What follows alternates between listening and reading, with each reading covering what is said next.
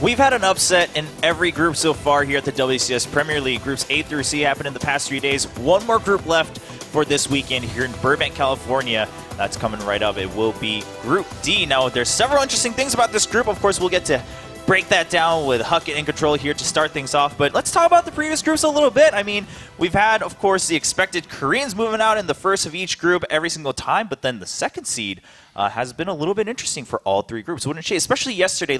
I want to break that down because some people are like, well, you know, Sen, I mean, he's really good. Why is everyone surprised? But then some other people, I don't know. Showtime had a lot of hype around him for a very good reason. Yeah, I do think of the upsets, yesterday would be the least of them.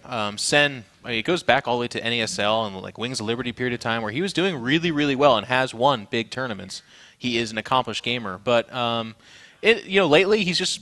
It's weird to harp on this because he's only 28 years old, but he has gotten older. He's playing a lot less. With WCS, it means that there's a lot less international events for him to travel to as much. So WCS kind of becomes the focal point. And he comes into this as a Taiwanese player that, you know, we're not too familiar with. We don't see him at your DreamHacks. We don't see him at your not that many IEMs. And he, you know, let's also be honest, his group was not like, you know, GSL round of 8 or something like that. Like, it was a tough group, but a manageable one. But to beat Showtime, a 20-some-odd-year-old, I think 22. 18. What? Is it 18? I think he's 18. Is Showtime 18? Well, very young. Yeah, one of them is like younger Maybe than the other, Hero Showtime Marine. and Hero Marine. Hero Marine's very young. Yeah, Hero Marine's much younger. I think it's one, 2022. But anyways, he is the guy that lately has been making some really deep runs in WCSs. He's been doing very well in Europe and beating Koreans as well as the top-tier non-Koreans. So that was the guy that all eyes were kind of on as the rising talent. And yet, Sen, and by the way, Sen, he cheesed when he needed to, but for the most part, he was pretty rock steady, straightforward, and it was cool to see. Yeah, I mean, Chris, we talked briefly before the show started today, and one of the other reasons you said that was surprising was because Showtime actually showed up. I mean, he showed up to play really well. He took a map off of Jaedong, and it looked like he could even win that series for the first seed of the group.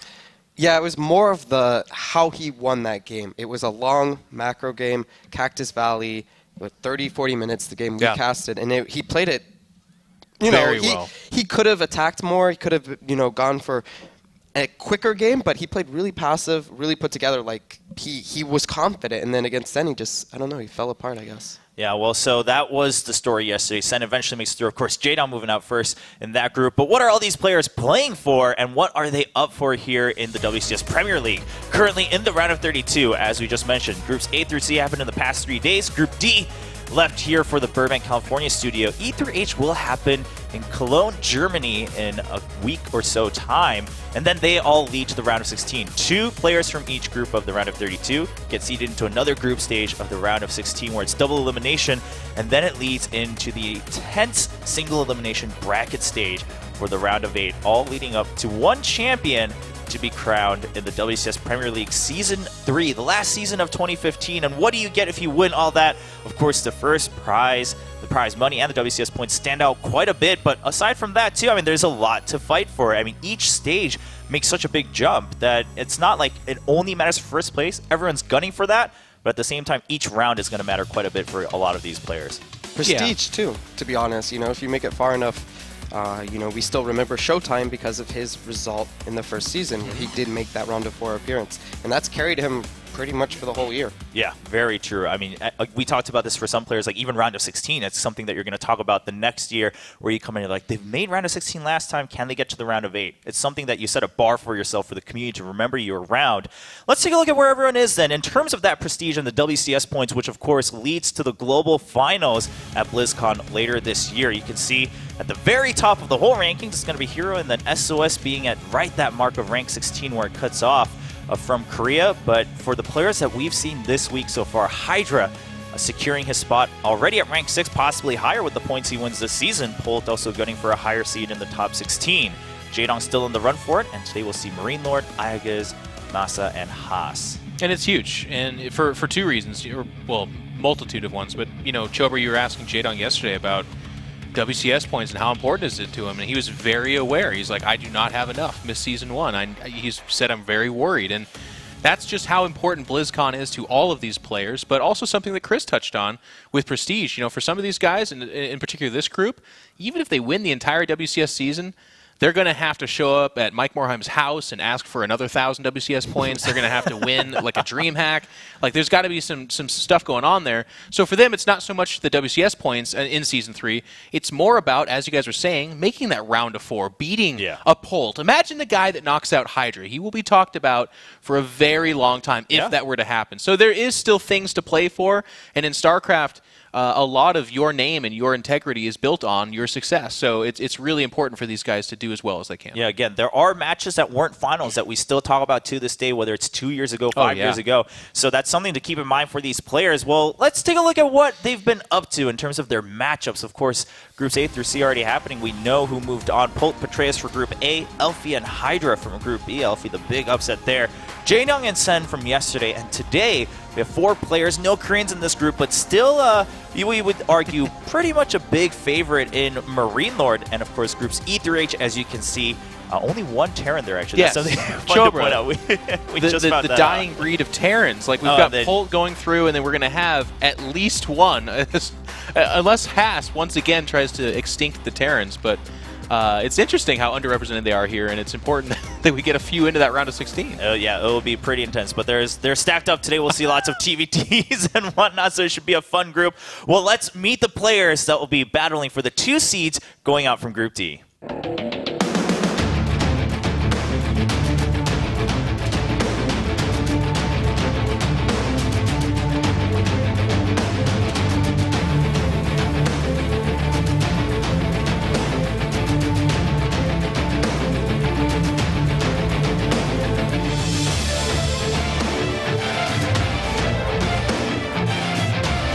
How much do you play, by the way? And as we mentioned, MarineLorD. Don't answer that. MarineLorD being the big favorite here in Group D. We can focus on that a little bit with their match coming up. Of course, Haas and Aigas too. That one's coming up as match number 2. But let's just have brief thoughts on that one. What do you guys think? So. One quick comment, and we got to speed this along. But MarineLorD is the favorite, I would say, on paper. But man, look out for MaSa and Aigas in particular. They're TvT snipers, and they have been kind of through their duration. In that second match, Haas is the wild card. Who knows that much about Haas? I mean, he's kind of famous for being an ultimate cheeser. Yes. And cheese and PvT can be very strong, but it's at the same time, all the Terran players know that. Yes. So I'm going to be very disappointed today if like a proxy Oracle gets into a naked mineral line and just wrecks them. I think that'll be very sad. Yeah, for me, it's MarineLorD. I feel like you said, MaSa and Aigas are surprisingly good. And more than that, they're very underrated.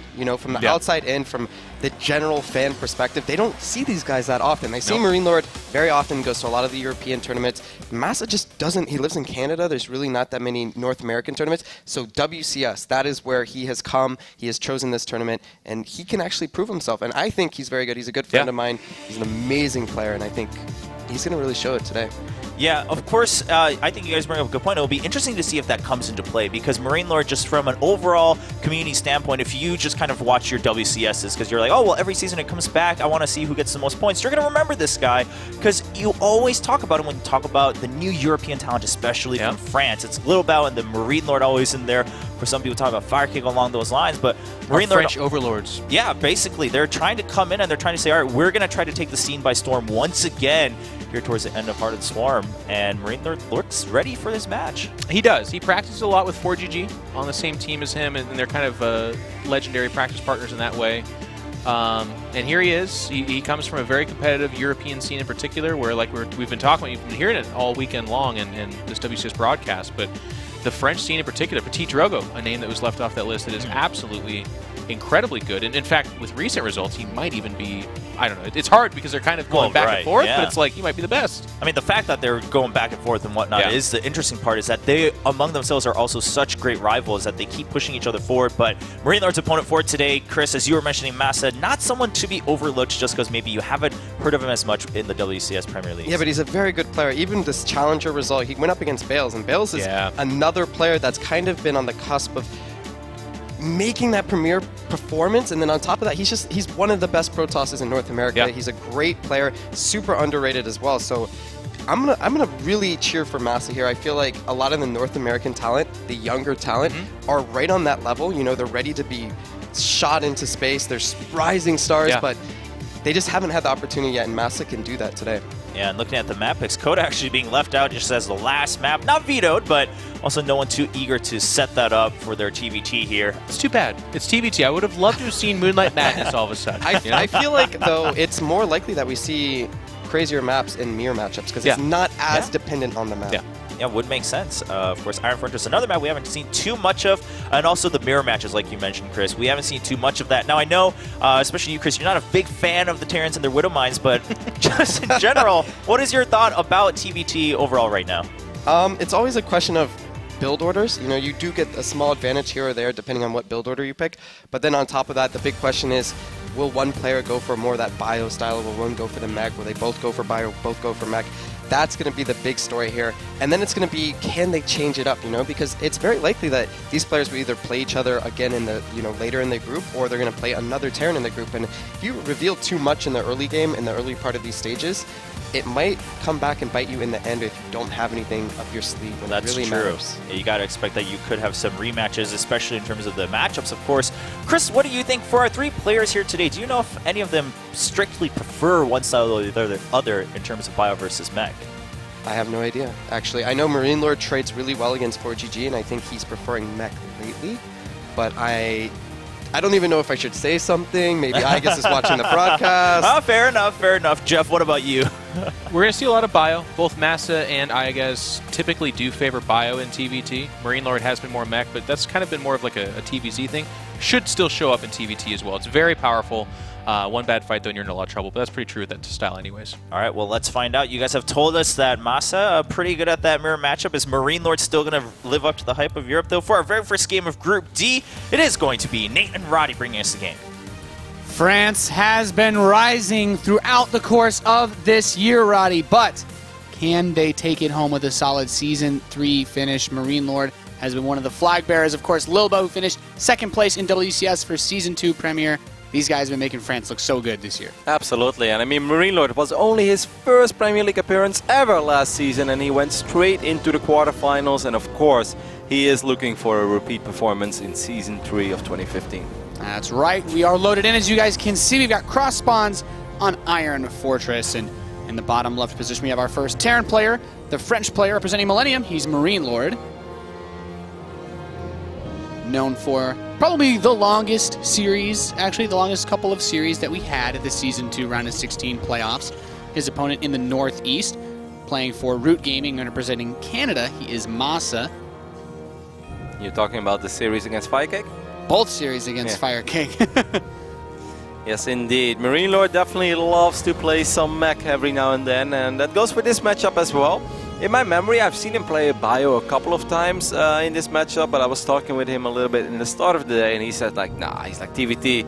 He's like, I'm gonna mech it up. I was like, what if you play Iron Fortress? He's like, oh yeah, it's fine for mech in TvT. Nothing wrong with it. I was like, okay, so we're going to see some mech of you? He's like, yeah, most likely. I would like to see some 4GG-esque play. You know, a lot of Hellions, Vikings in the early game. Always a simple way to deal with a lot of the things you can do on this map with aggressive things like drops or Banshees.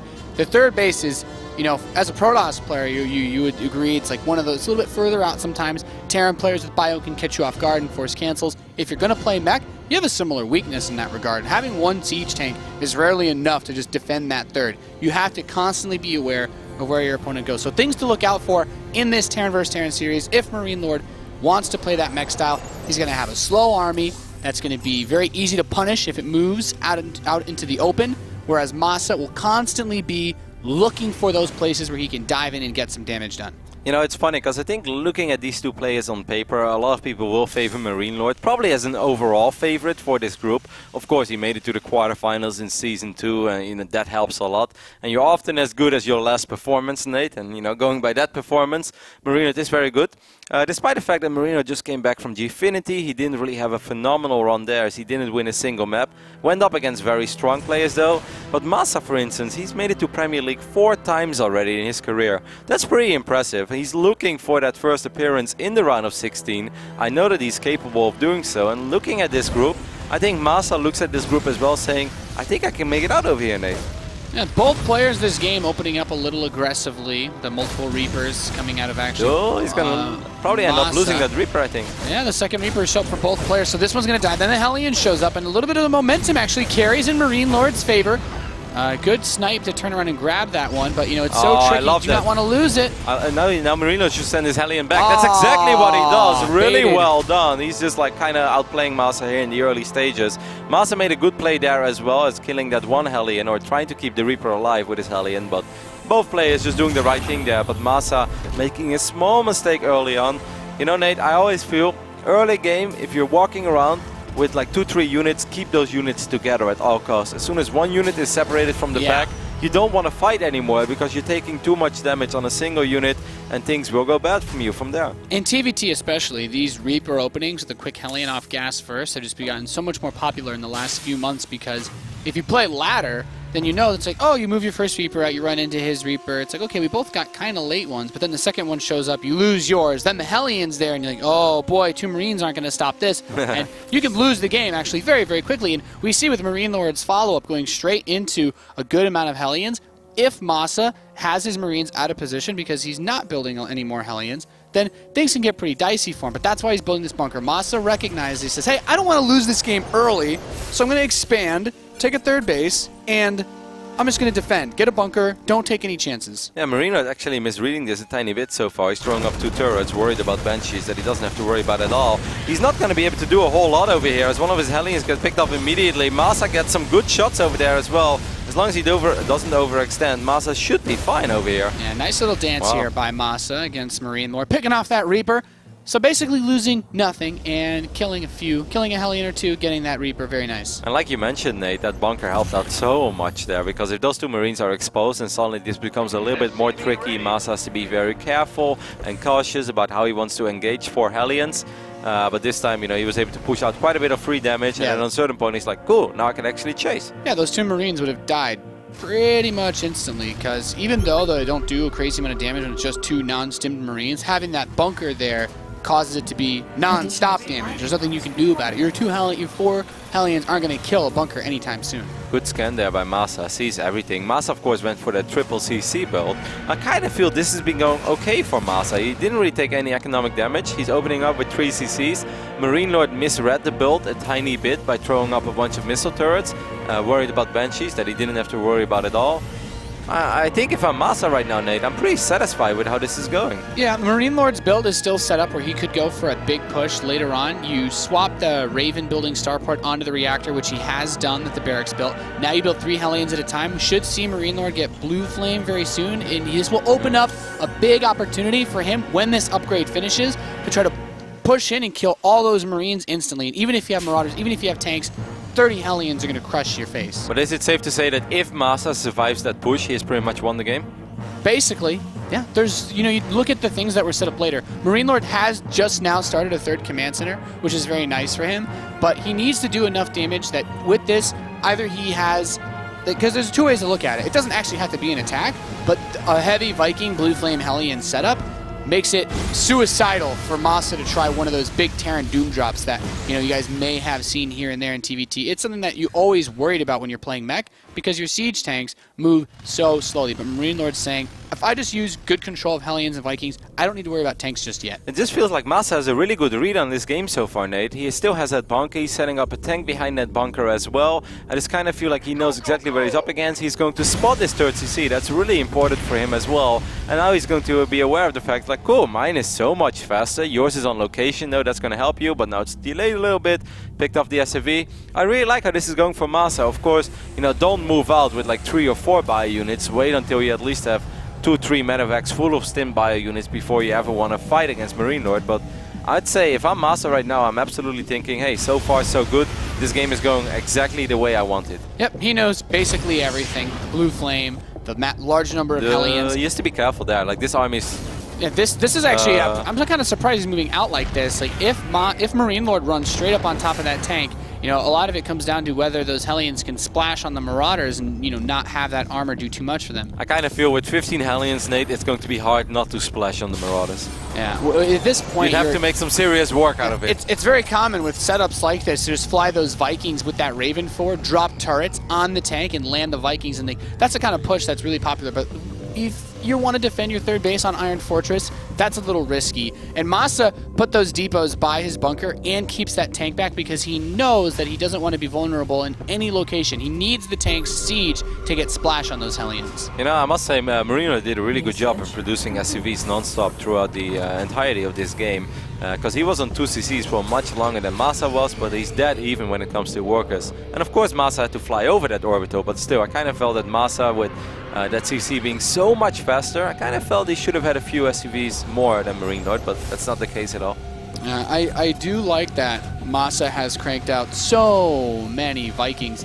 The simple fact of the matter is, if you want to play Bio versus Mech, and you build a bunch of medevacs and your opponent has a bunch of Vikings, because the Mech army doesn't really need that many medevacs, it's very easy for them to just kill your medevacs, and then you can't move forward with your tanks because you don't have vision. You have to constantly scan. That hurts your economy, and everything just gets really difficult for you. But MaSa has built so many Vikings, he can actually contest and deal with any type of Hellbat drop onto his army play. If you look at MarineLorD's main base, it's very hard to drop him. He has that sensor tower, and I really like that barracks that's floating on the north side over here. It's just like, you know, I didn't have anything there yet. Well, now he's going to throw up 2 more missile turrets. He's got so many turrets. He's like going up to 10 turrets immediately. Makes it extremely hard for MaSa to ever drop this army.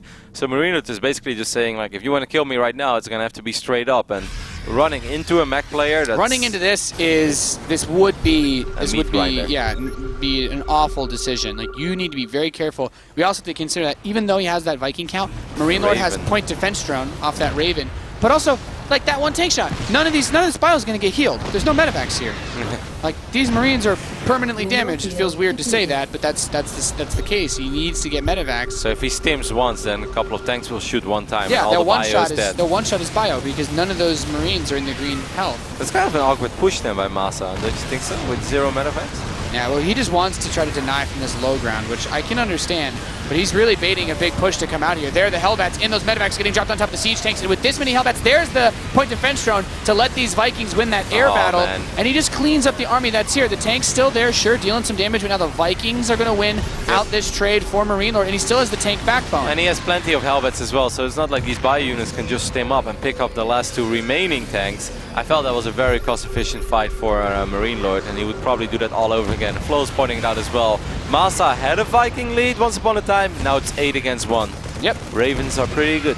Ravens are good units in Terran versus Terran. There's like almost no scenario where building an early game Raven is bad for you in TvT. It's so much utility that it gives you, especially in scenarios like this. He did kill 7 SCVs during all this. Like, this one tank is doing some serious work. There's the one tank there on the low ground. Denying that gas is really the linchpin here, because you do want to push this army off of you, but it seems MarineLorD's being a little bit overcautious with trying to move his tanks forward. He just needs to seal this position. Once these tanks siege, if he can hold them there, that's nice, but they get picked off. Really, he's having a hard time actually getting a good spot here. But there's no more high ground vision though, and there are still so many Vikings on the side of MarineLorD, so I don't think MaSa can keep this up, especially not because he still only has 1 medevac. Oh, look at this one Marine!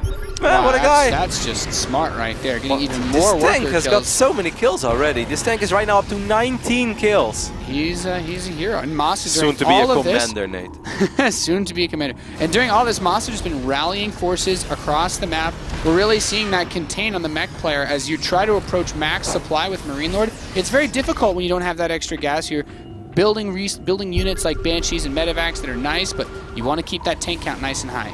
Well, I love the dance over here. MaSa trying to pull MarineLorD a little bit out of position. Has to be so careful though, because the tank count is growing. There are a bunch of Thors in the mix as well.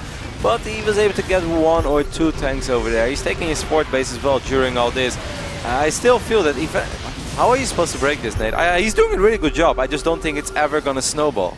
Yeah, it's more about buying time, I'd have to imagine. At some point or another, MarineLorD's going to want to push out to either take a 4th, which will expose his flank, or he'll push out into the center of the map where he might be caught unsieged. And if he's constantly in his face, then he will be there whenever he's unsieged. Why are MaSa's upgrades so slow? He doesn't even have 2-2 yet. It's not even he on just the wants way to yet. have more forces, I guess. It's a bit crazy, actually. Now this Banshee, this is where that air control becomes so useful. It's like, oh, run up and snipe the Banshee, and all your Marines die. Yeah, MarineLorD is doing this very well as well. I feel like It's all about patience. he's under pressure, but he's not panicking. Like you said, he has plenty of patience. He's handling this very well. Perhaps wants to go for it. Medivacs will fly forward, drop the Hellbats on top of the tanks. Really beautiful execution of this push. He has the Thors lined up behind this. Those are going to wail away at those very low hit point Marauders quite easily. That Banshee is just guaranteed sustained damage. And even though MaSa secured that 4th base behind this, you mentioned it earlier, cost effectiveness. That's what mech is all about. It's about having this army that you're not going to be able to break once it reaches critical mass. At 183 supply, this army is close to untouchable. I love these walls. I love this setup for MaSa, but he needed to get some better trades so that he could stay out on the map. This is to stop harass, not pushes. I have no idea how MaSa is now supposed to deal with all this. He's going to evacuate a bunch of SCVs immediately. I think that's a very wise decision. Like you mentioned, these 2 Banshees are doing some real serious work. Every single time these Marines want to come close, there are a bunch of tanks behind the Banshees taking care of it. Very solid execution of the build from MarineLorD. Never panicked, even though he lost a bunch of SCVs. There were a bunch of tanks being very annoying. And MaSa seemed like he had a very, set forward, dedicated plan about how he wanted to approach this game. It was a unique build, skipping the Medivacs and going for the Vikings. It just seemed like in the end, as soon as he lost the air control, there was almost no way he was going to be able to make it work anymore. I'm impressed that he was able to make it work, because that's one of the reasons why I guess you would have asked MarineLorD earlier. It's like, would you really mech on Iron Fortress? It's like, yeah, that 3rd base is so exposed, but he had it really well done. Like the floating barracks on the west side with all those missile turrets. He constantly had vision, and now he gets to run in. Now he gets to harass with these Hellions, and much better at killing SCVs than a few Marauders. Yep, he's already killed 27 SCVs since the first time he actually moved out. I do like this by MaSa. He's going to try to counterattack. I'm not sure how much there is at home. Bunch of Hellbats, bunch of tanks, Planetary Fortress as well. They should be able to stim forward and pick off these tanks one more time. Of course, a lot of fire will go down in the process, but I guess this was his best option.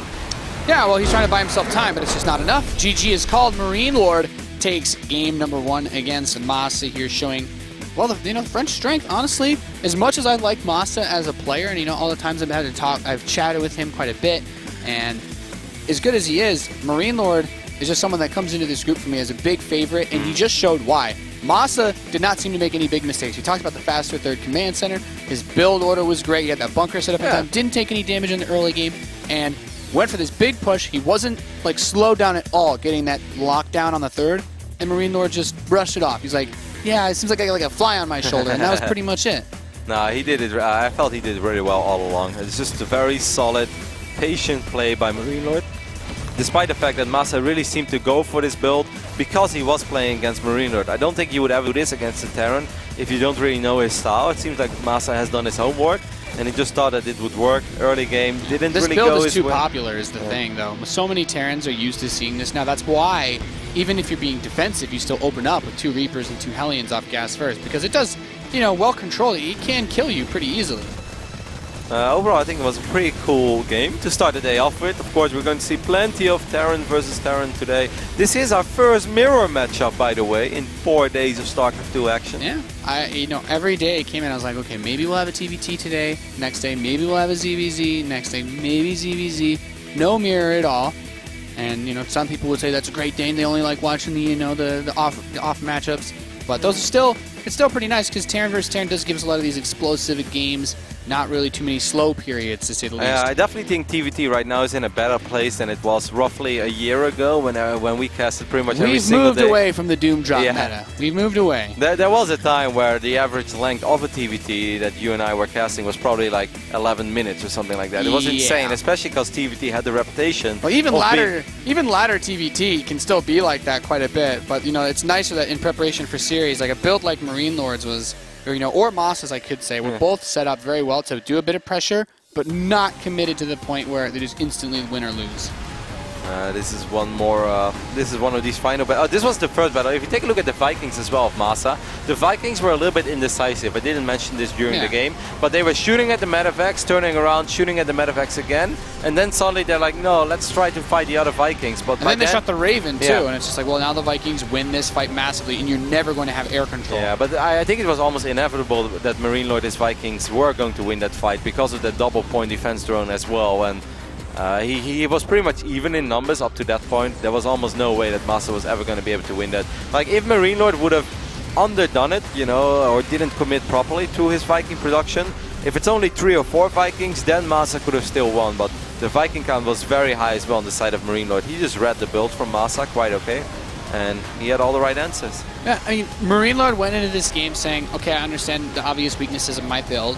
I'm going to have a big drop defense, and this will allow me to put all my chips in one area. He could keep all of his forces together, and that's where mech is strongest. And you want to pull him around with drops. MarineLorD said to himself that instead of spending a lot of minerals on Hellions to go harass, he would just build a lot of missile turrets, be safe against that harass, and then go into Hellbat drops to complement that, since he obviously didn't have the biggest army, but then it built up over time. He had over 10 missile turrets in a certain phase in the game, but it was all okay for him. If it works, it works. Yeah, but second game of this series is going to be played on Cactus Valley, and we'll see if this man is going to be in more problems or trouble than he was in Iron Fortress. We're of course looking in the main base of our French Terran representing Millennium. It is MarineLorD.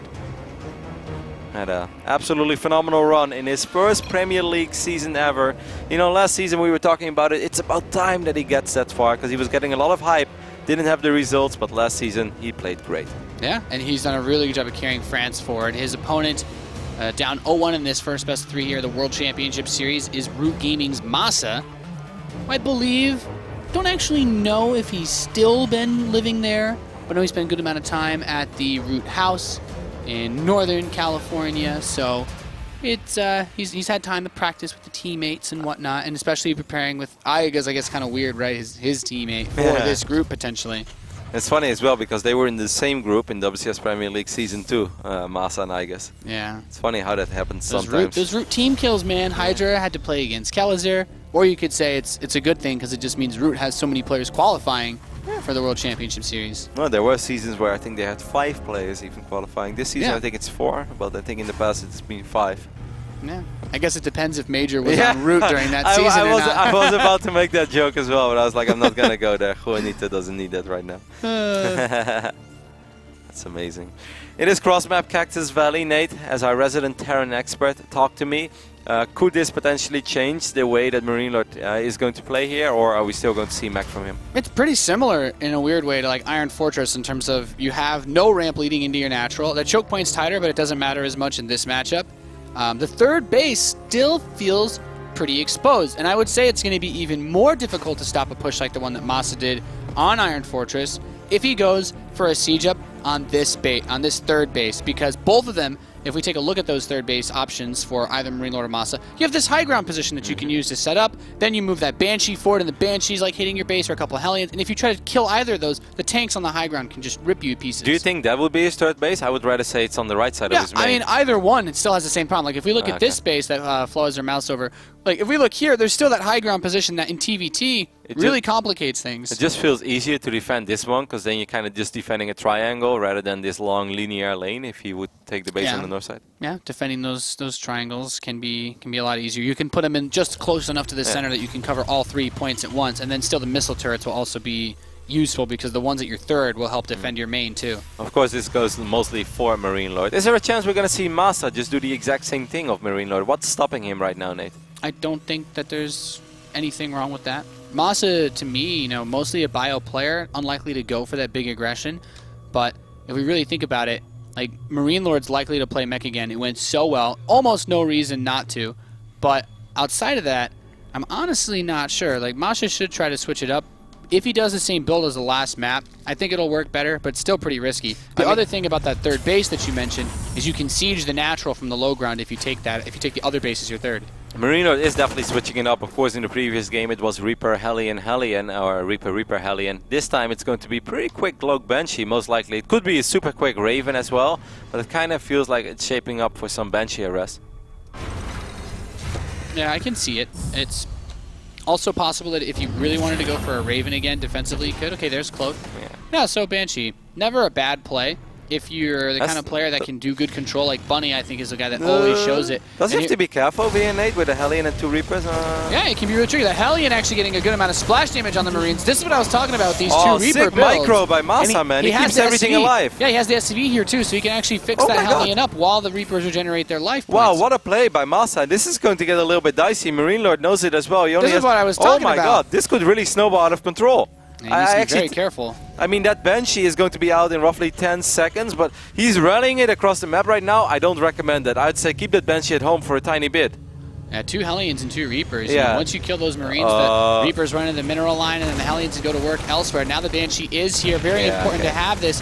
The Hellions will be pushed back, and if you're MaSa, you want to dance around this for a little bit. He has a Viking on the way. He has one Viking actually done, another Viking in production. So for him, it's more about get the missile turrets up, cover all of your production, your mineral lines, and just try to grab this one. He could actually, he's rallied out. He's trying to catch that Banshee in the middle of the map. With his Reapers at the tower, he can see where it is. Cloak is not ready yet. Cloak will be ready in 10 seconds, as we can see on the right side of our screen. But that should be enough for this Viking to at least do a serious amount of damage. At a single scan, should be a guaranteed kill. Well, that was a good Cloak there. I actually don't think you want to scan just yet. You want to force the Cloak, though. That's one of the other things that MaSa is doing with this Viking moving out, is he's forcing the Banshee to Cloak earlier. It won't be able to do as much damage. With 2 Vikings, 1 scan should be enough, right?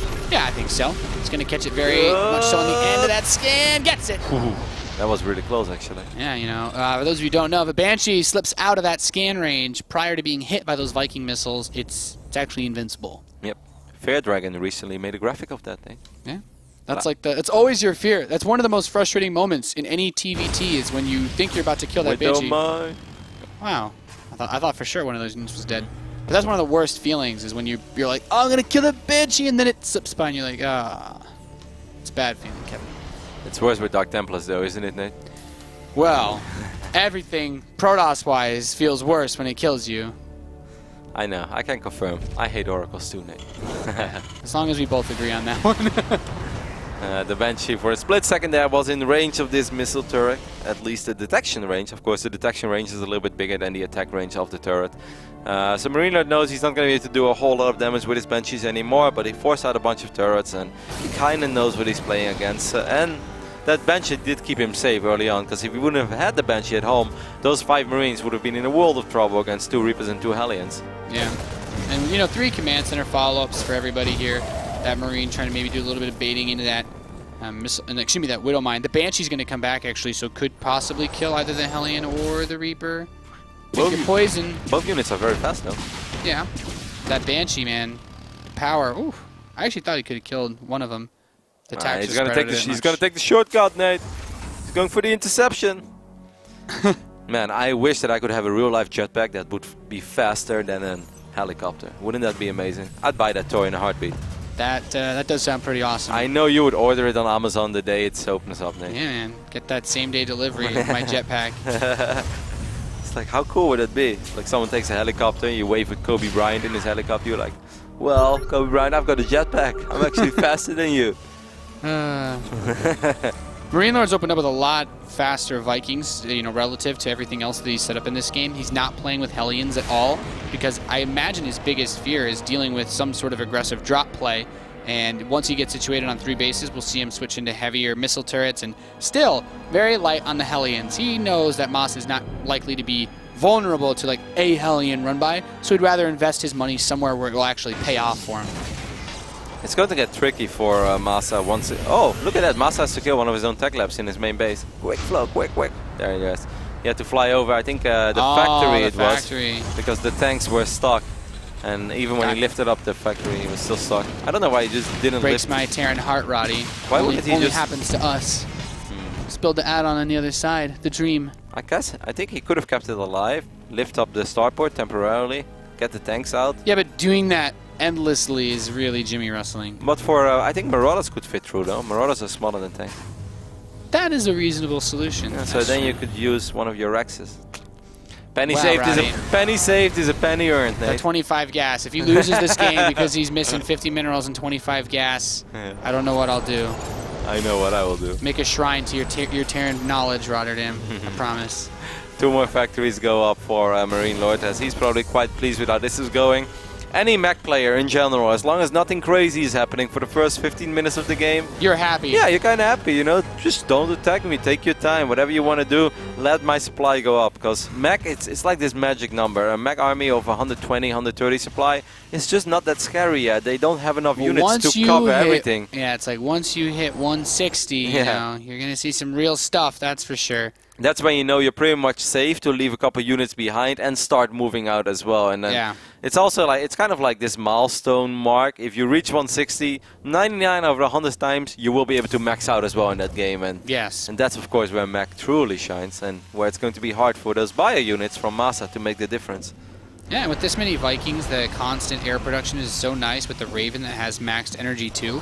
How are you supposed to engage this directly? You know, the point defense drone, even if MaSa decided he didn't want to play air, which, by the way, he's playing air. He has a Raven as well. Even though he's going for bio, he wants a little bit of counterplay to the other Raven. It blocks Marauder shots, too. This kind of reminds me of watching Innovation against Fantasy, where I think Fantasy opened up with bio units, but only got 1-1 upgrades as well, and then he switched into mech. Do you think there is a chance that somewhere mid-game, MaSa stops making bio and goes full mech as well? I think at some point you go more into air with siege tanks, for sure.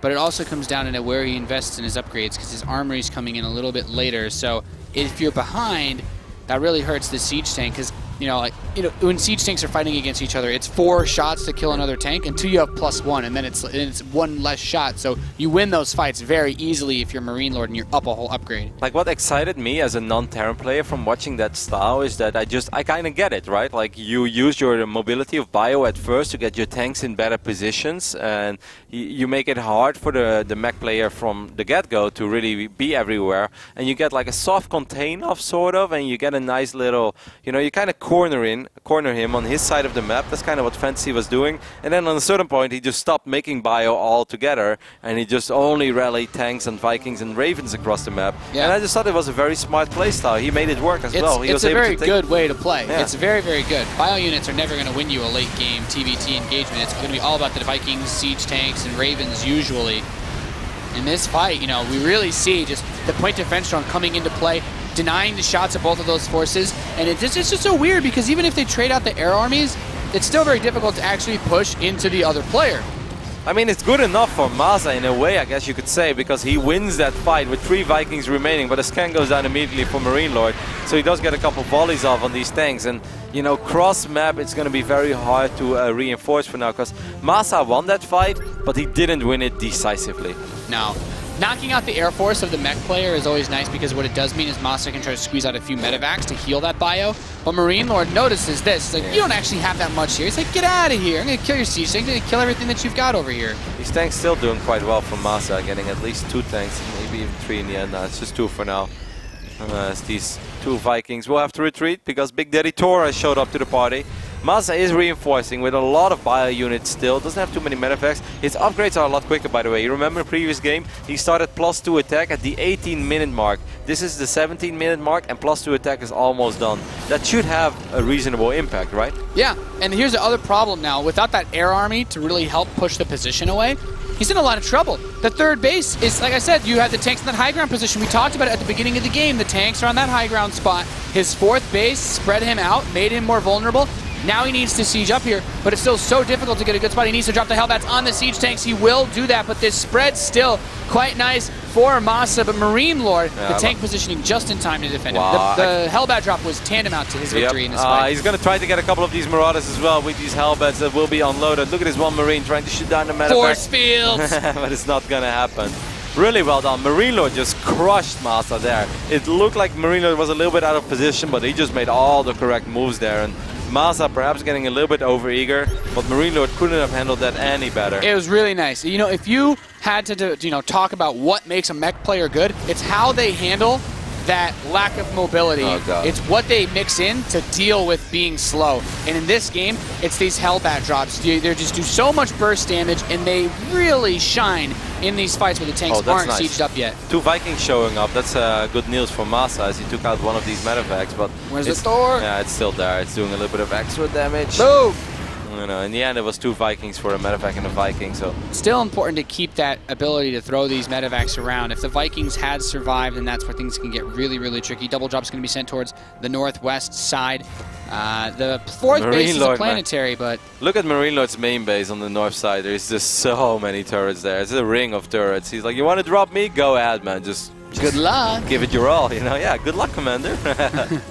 Now I think of Apollo when he's pointing his finger. Good luck, Commander. It's not going to happen, though. Not in this game. Trying to drop that would be a bit silly, I'd say. to say the least. And these double drops moving over. The other nice thing is that right outside sensor tower range, watching his blind spot, he has that floating barracks. So he'll see the medevac and be like, oh, okay, there it is. And at the same time, his army's out on the map. This is like just a small pathetic force. This isn't going to do anything. That was not even like an army. That army, that's, you can't, yeah, exactly, couldn't even call it an army. That didn't deserve to be out on the map. It didn't deserve to be there. It shouldn't be there on its own. Go home. Yeah, you don't belong here. That was an army of poor parroting. Like, keep those units at home. At least until there are more Those people. aren't the Marines and Marauders you want to hang out with, Kev. No, for sure. That's the best. Just take you down to dark alleyways with lots of fire. Here comes the next big push. And the thing is, the bio doesn't want those Hellbats dropped on top of them, so they run away. This opens space. This creates space for the siege tanks to get in position. And now he's in between all the bases. Yeah, we can send Hellions to here, there, bada bing, bada boom. What are you going to do? MarineLorD has more units, and a lot of the army supply of MaSa is on the other side of the map as well. And there's absolutely nothing that army can do. It's 2 medevacs full of bio units. I don't even think it would make the difference, and MaSa knows it as well. He's in so much trouble. His GG is called, and our French Terran MarineLorD, quarter-finalist of WCS Premier League Season 2, shows up here. Nate, he's here for business again. And I like that you use those words. He shows up. You know, this is the MarineLorD that we were talking about. You know, being as good as he is, he did not really make any mistakes, honestly. MaSa had good builds, but it was more like MarineLorD saw this. He's like, okay, he's like, you're not bad, but I've probably killed this push like 1,000,000 times on ladder. He had no difficulty at all. And correct me if I'm wrong, but it also feels like MarineLorD is not the type of Terran player in TvT that skips a whole lot or that cuts a whole lot of corners. Because I'm looking at this, and you know, we don't even have Fog of War turned on. I don't really come up with something immediately like, oh, this build, you know, if MaSa would have done that, it would crush this build of MarineLorD immediately. It seems pretty solid and safe all around. When I look at MarineLorD's strategy, if I'm like trying to find a weakness, the obvious thing is that MarineLorD has close to no map presence. Outside of the Banshee, he didn't build Hellions. In the first game, he built a few more Hellions, but he still cut them down quite a bit until he was ready to get to his medevac stage. So MarineLorD is willing to say to his opponent, I'm going to build a few less units so that I can have enough Vikings and tanks to stop any big pushes or drops you could do in exchange for you not getting harassed for, you know, a little bit of time. And it was really interesting because MaSa played right into it. MaSa's like, I'm going to build more Vikings this game. I'm going to get a Raven too, and I'm going to make this big air push. And then he kills all the Vikings, and it's like, well, I have a Thor, so you're not going to kill me with, you know, Banshees or anything silly. And I still have more tanks because I didn't build any Hellions this game. And on top of that, it allows him to have those missile turrets. It's like MaSa couldn't, there was nowhere for him to really do anything, it felt like, in this series. I love your TvT passion, Nate. It gets me going. I think the boys at the desk want to say something about this series as well, but I do see where you're going with it. But Will, take it away. Thank you, Roddy. And yeah, I mean, it was a fun match to see. And of course, I think a lot of people were wondering in the first game that there was an interesting point, of course, for MaSa. What was he going for? And Nate and Roddy did a good job of kind of telling us. Well, and Nate especially said, well, it was interesting because he made it work up to a point, and even that was impressive. You know, kind of skipping those medevacs and trying to make it work. And Nate was impressed that it got even to that point. But how did you guys view this match overall? Well, it came down to basically MaSa was the hare in the battle, and MarineLorD was the tortoise. It was a classic battle of mech versus bio, and of course the mech being the slower player, they're just defending, taking that slow pace, and then MaSa trying to bounce around the map, trying to do damage, trying to be aggressive, was just not finding a hole in the defense of MarineLorD. Yeah, I liked Rotterdam's comment about MarineLorD not making a lot of mistakes. Like, he did not take big risks here, and he just seemed to be kind of the glacial, slow-moving, unstoppable juggernaut. Like, every time he pushed out and attacked, that was the final attack. Every time he defended, he waited until he needed to be, you know, defensive, actually, like, and until a critical point was actually under attack, and then he pushed out. And it was just a very clear, concise vision of a guy who came in here and probably is the favorite. We talked about that, and in order to be the favorite, you got to play like the favorite. So he was the heavyweight contender defending the belt, and in this case, kind of Ronda Rousey'd him, like 37-second knockout, man. We've seen better stuff from MaSa. I feel bad because, well, I don't feel that bad. It's our job to hype up these guys. We were like, MaSa's really good TvT.